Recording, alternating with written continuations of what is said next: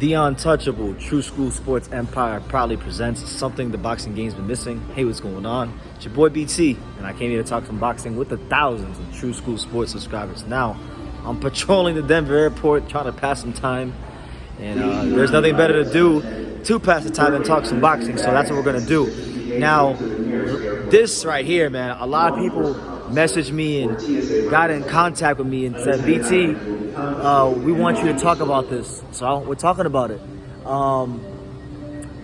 Nonito Donaire, man. Nonito Donaire, the Filipino Flash, one of the greatest fighters the modern era of boxing has ever seen.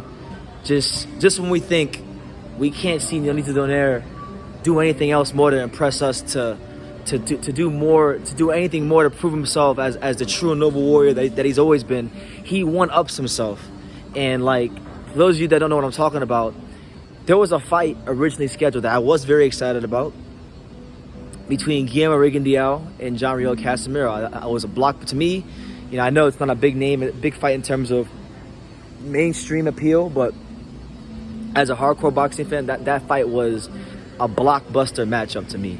Okay, Rigondeaux pulled out the fight, and what happens? What happens?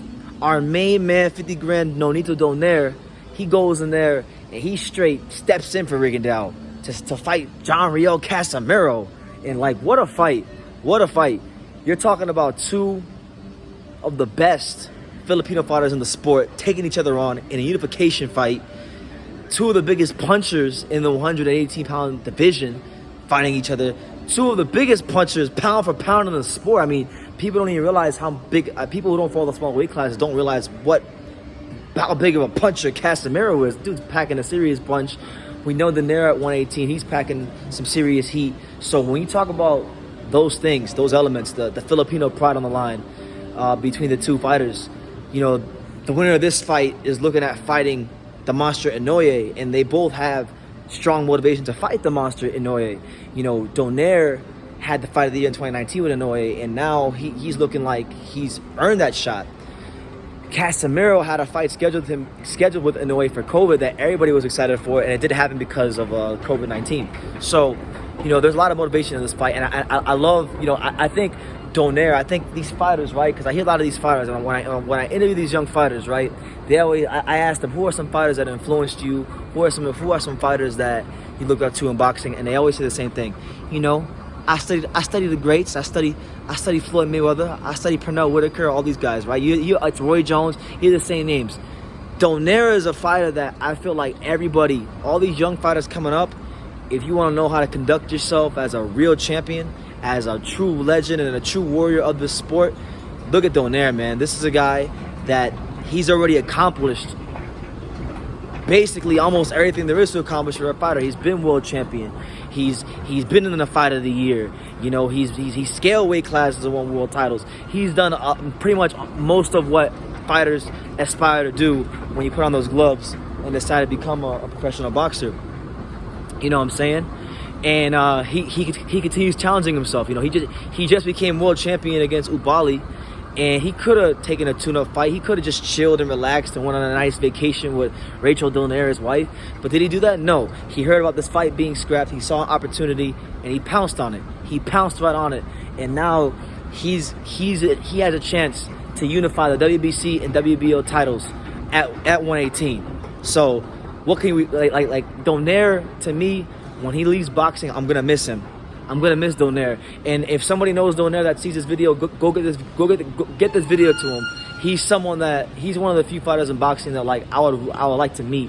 Like, I would truly like to meet Donaire, because to me, when I think about him, when I look about him, when I look at him, when I research his career, when I go back and I study his career and just see how he conducts himself, he is everything right with this damn sport. Everything right. You know, he's taking the VADA drug tests. He's respectful to everybody. He's a fantastic fighter in the ring. He's always pushing the envelope. There's everything. This guy just does almost everything right. You know, it's hard to say anything bad about Donaire. And if you say anything bad about Nonito Donaire, or you hate him, you are truly, God forgive me, you are truly a piece of shit. You really are. Guys are salt of the earth, as far as boxing is concerned, you know. But from the Casimero side of things, this is a great opportunity for him as well, because John Riel Casimero, I think, in my opinion, has long been, as far as, you know, what mainstream fans, he's been one of the best kept secrets in the sport. You know, Casimero is a guy that's been champion, lost the title, become champion again. You know, I remember so clearly a couple years ago when there was a lot of fuss and a lot of hype and a lot of hooting and hollering about Zolani Tete, and he fought Zolani Tete in Birmingham, in England, and he stopped him in brutal fashion. You know, this is the same Casimero that when he finally got his chance to fight in the U.S. on the Charlo Rosario undercard, he had an amazing performance against Duke Micah and really made an impression with fans here in the States. And, you know, he's a fighter that's, he signed a Manny Pacquiao Promotions, I believe. Yeah, he's a Manny Pacquiao Promotions fighter. He's managed by Pacquiao's manager, Sean Gibbons. This is a big opportunity for Casimero to, you know, claim a bigger piece of that pie of Filipino boxing. You know, he's one of the biggest names in Filipino boxing. And, he's got a chance to really make a big legacy for himself, because he's fighting not just a unification fight, but a unification fight against one of the biggest fighters Filipino boxing's produced in the last 30 years in Donaire. Probably the biggest fighter that Filipino boxing's produced outside of Pacquiao is Donaire. So it's a great opportunity for Casimero. And Casimero, he's the guy that I've actually met. I had a chance to watch him train at Mundo Boxing Gym last year in 2020, and, you know, I can tell you this, he's a 118 pounder, but he punches like he's at 140, you know, 147. The punching power, the snap, the sound that pads and the bags make when this guy touches it is just a different sound. So Donaire is going to have to be on his P's and Q's when he's in there with Casimero. You know, he can't get touched. He's got to continue making offense his best defense. You know, don't allow Casimero the space to explode, because if he does, it could be the last time we see Donaire in a boxing ring.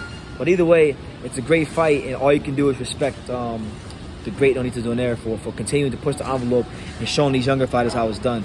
Can't wait for this fight. I forgot the date. I think the date was August 14th, if I'm not mistaken, but it's in August. Casimero versus Donaire, Donaire versus Casimero, Filipino versus Filipino. It's just you love to see these kind of matchups in boxing. So I'd love to hear what you guys have to say about this in the comments down below.